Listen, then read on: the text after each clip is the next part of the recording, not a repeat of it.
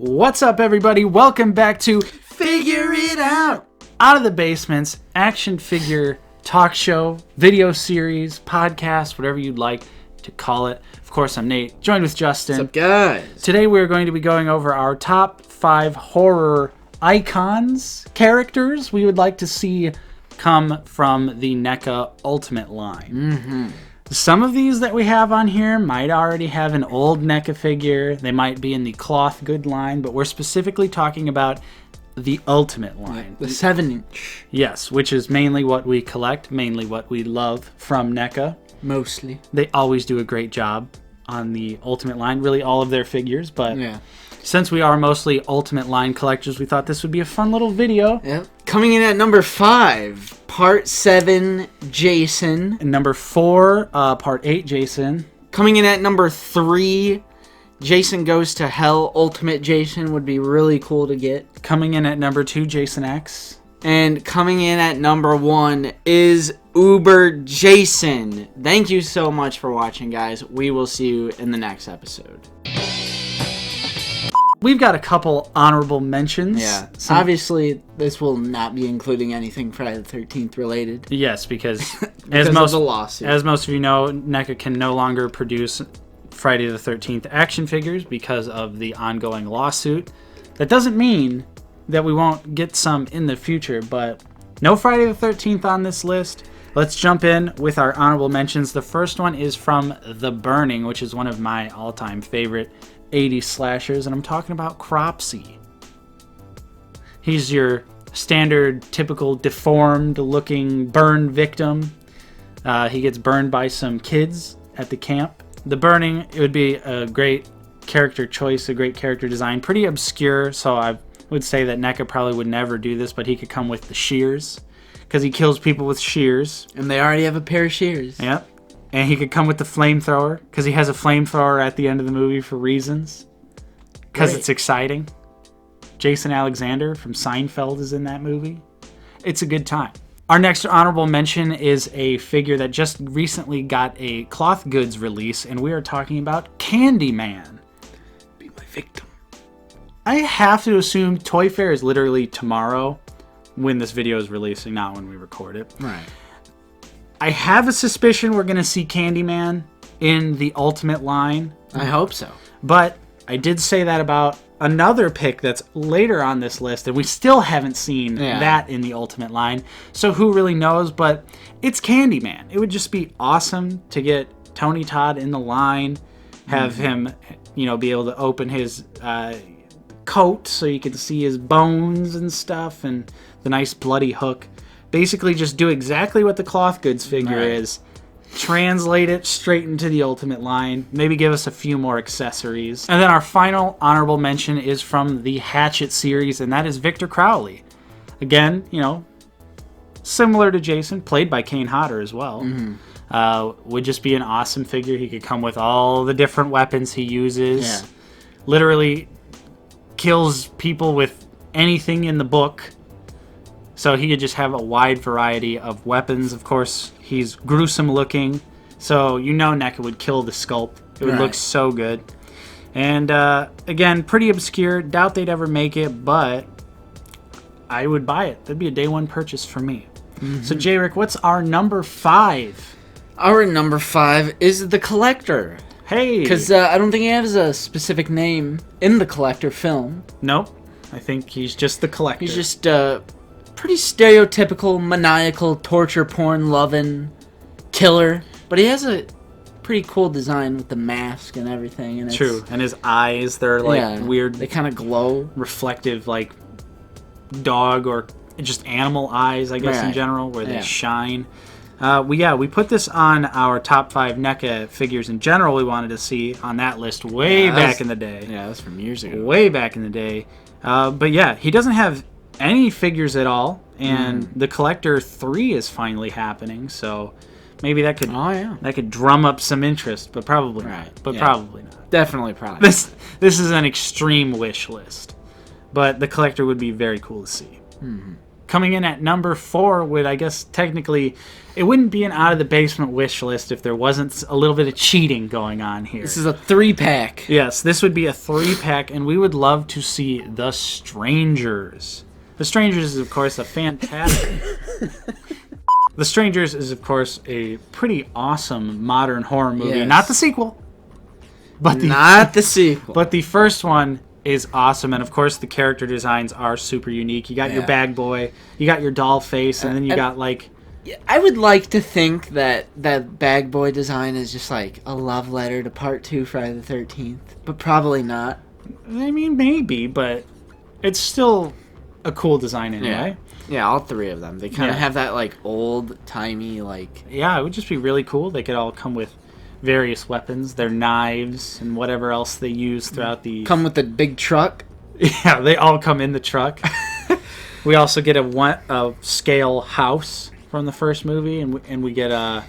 What's-her-face? And just throw in Liv Tyler. Yeah, and Scott Speedsman. That's the other guy. Yeah. Scott Speedsman, everybody. Coming in at number 3, this would probably be, if I had a number 1 choice, it's Ghostface from Scream. Which does have standard NECA releases. We know that. Right. But now they're long out of print, super expensive, and in all honesty, don't really look that great, in my opinion. I personally think the McFarlane Ghostface looks better than the NECA ones, but that's just me. Yeah. That's just me. Scream, obviously being one of the most groundbreaking and revolutionary films in terms of horror, it's like the one thing that's missing when I'm looking at all my horror figures. Yeah. Out of like the core 4, you know, Michael Myers, Jason Voorhees, Leatherface. We have a Pinhead now. We have the Chucky. We're just missing Ghostface when it comes to the Ultimates. Which I would assume... I can't remember, but I think maybe the license is too expensive now. Well, it's Miramax. Yeah, so who knows what's going on with all the licensing for all Miramax stuff. It could be anyone's guess at this point. But they did figures for Scream 4, and I've had the McFarlane Ghostface for years filling in my collection, but of course, his articulation's not great, so you're pretty much stuck with one pose. Yeah. You only get one pose out of it. He could come with the knife. Yep, a phone. Could come with the phone. Maybe an unmasked... Maybe a little voice changer. Surprise, Cindy. 2 unmasked heads, Matthew Lillard and other guy. Yeah. Now we're getting too far. But... I think they could do that. NECA usually likes to put some alternate heads in their figures. True. I guess it would just be up to how easy it is to obtain the likeness rights for either of them. That would be really cool, though. Mm-hmm. Does he really kill Okay. anything else? Garage door opener.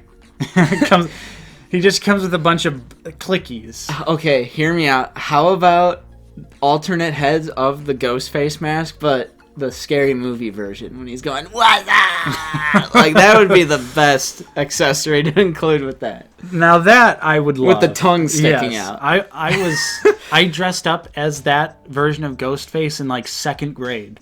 Mm-hmm. And I had no idea what Scary Movie 2 was. I was Ghostface one year as well. Nice. And you had the knife that has like the blood in it. Yeah.